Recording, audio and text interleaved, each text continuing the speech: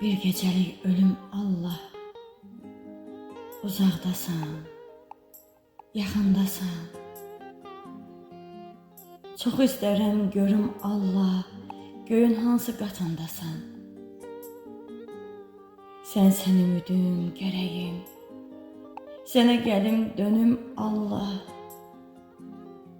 Budur sənə son diləyim, bir gecəlik ölüm Allah. Bir gecəlik gəlim sənə, ulduz olum, ayın olum, yerlər məni sıxır yenə, göylərdə mehmanın olum.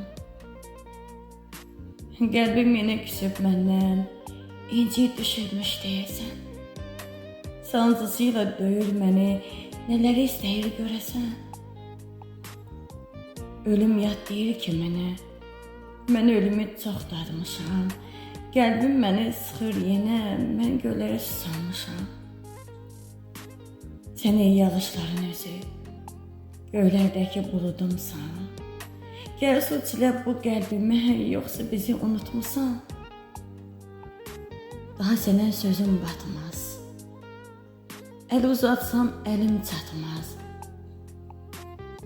Mən yatıram, ürək yatmaz. Bir gecəlik ölüm Allah. Bir gecəlik ölüm Allah.